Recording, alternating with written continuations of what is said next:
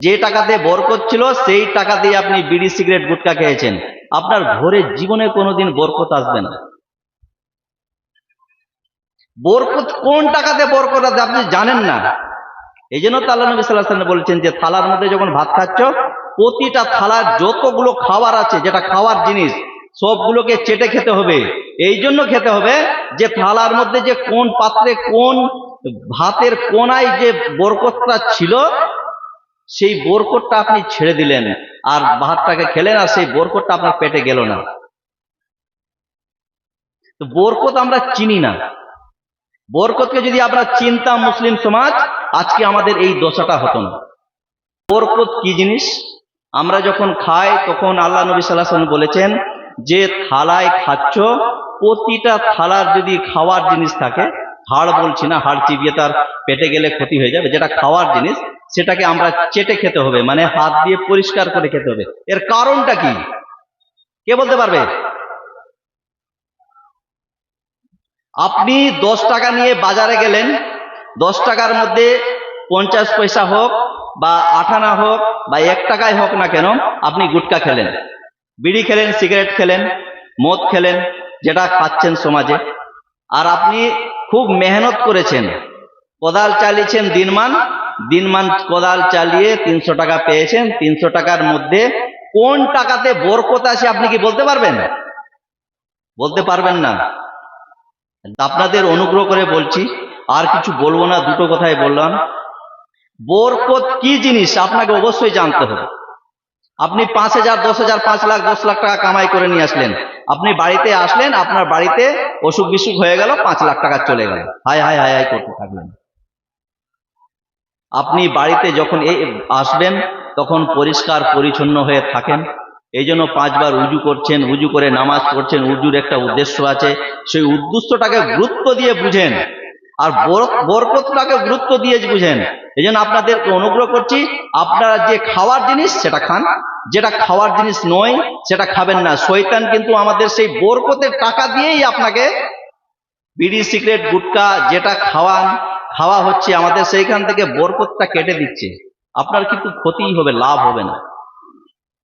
Last বলবো, আমরা যদি ক্যান্সার হয়ে মারা যাই বিনা কারণে, আমরা কোনোদিন নেশা করিনি, সুস্থ সবল খাবার খেতাম, যেটা আল্লাহ নবী এবং আল্লাহ সুবহানাহু ওয়া তাআলা আমাদেরকে খেতে বলেছে, সেই খাবারটাই খেতাম, আর আমার ক্যান্সার হয়ে মারা যদি যায়, তো আমি আমার জানাজা যদি কেউ নাও পড়ায়, তাহলে আমি কিন্তু ভালো একটা জায়গায় স্থান পাবো।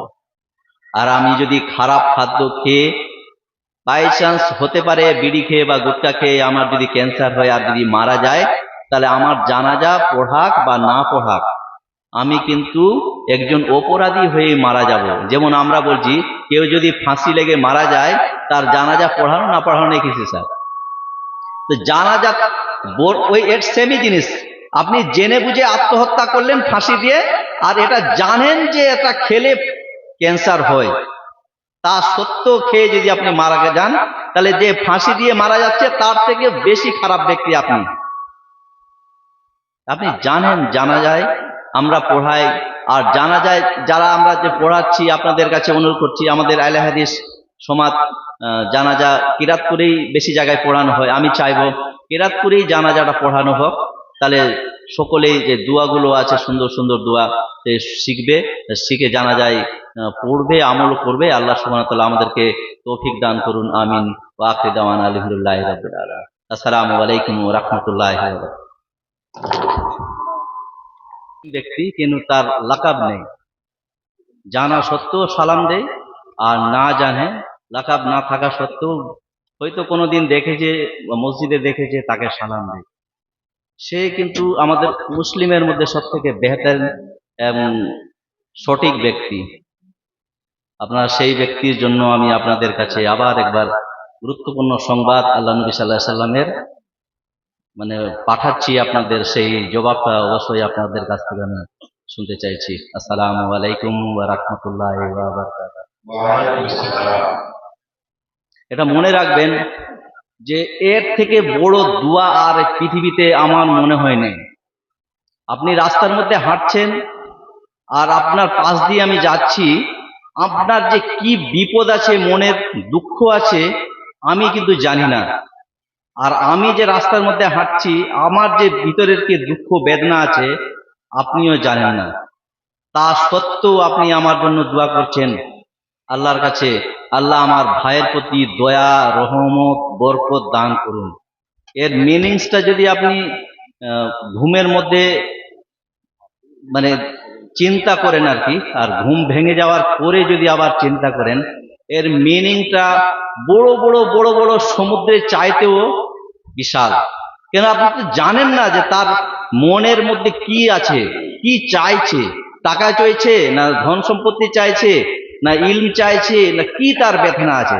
সব ব্যথাকে দূর করে দেওয়ার জন্য একটাই সালামের জবাব, আসসালামু আলাইকুম, এর মধ্যে সব কিছু পাবেন। আল্লাহর দয়া, রহমত, বরকত আপনার বর্ষিত হোক, এর থেকে বড় দোয়া আর কি হতে পারে।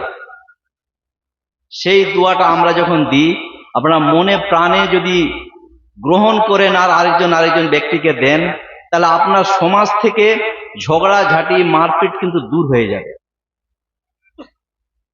আমরা সবাই জানি, আমরা ম্যাথ যখন করি, একটা হচ্ছে যোগ, বিয়োগ, গুণ, ভাগ। জানেন কি আপনারা এই যোগ, গুণ, ভাগ আর এই যে বিয়োগ, গুণ, ভাগ আছে, তার মধ্যে সর্বশ্রেষ্ঠ কোন সংকেতটা আছে? আল্লাহ সুবহানাহু ওয়া তাআলা চারটা জিনিসের মধ্যে কোন জিনিসটাকে বেশি পছন্দ করেন বলেন তো? কেউ বলতে পারছেন? এনিওয়ান? যোগ, বিয়োগ, গুণ, ভাগ, এই চারটা জিনিসের মধ্যে কোন জিনিসকে আল্লাহ বেশি পছন্দ করেন? কে বলতে পারবেন? কি? গুণ ভেঙে দেওয়া। যে ব্যক্তি আরেকজন ব্যক্তিকে যোগ করে, সেই হচ্ছে মহান ব্যক্তি। আল্লাহ নবী সাল্লাল্লাহু আলাইহি ওয়াসাল্লামের একটা হাদিসও আছে যে আরেকজন ব্যক্তির কাছ থেকে যদি মানুষকে আলাদা করে, আকাশ এবং মাঝখানের যে স্তর আছে সেটা কাঁপতে থাকে। আপনি কি গুণ ব্যক্তি হতে চাইছেন, ভাগ ব্যক্তি হতে চাইছেন, বিয়োগ ব্যক্তি হতে চাইছেন? সব সময় চাইবেন আমরা যোগ হব। এই জন্য তো আল্লাহ নবী সাল্লাল্লাহু আলাইহি ওয়াসাল্লাম বলেছেন, তোমরা যখন নামাজে দাঁড়াবে তখন পায়ের সঙ্গে পা আর ঘাড়ের সঙ্গে ঘাড় মিলিয়ে বন্ধু হয়ে, ভাই হয়ে দাঁড়াও। তারপর আপনার মনের যে দুঃখটা আছে আপনার ভাইকে বলবেন, আর আপনার ভাই আপনার কথা শুনবে, আর মনের দুঃখটা মনে প্রাণে গ্রহণ করবে। আপনি সেই ব্যক্তি হন। যোগ হওয়া, প্রতিটা ব্যক্তিকে চাইবেন যাতে যোগ করি, আলাদা হবেন না। আর একটা কথা বলবো আপনাদের সামনে, আপনারা কি জানেন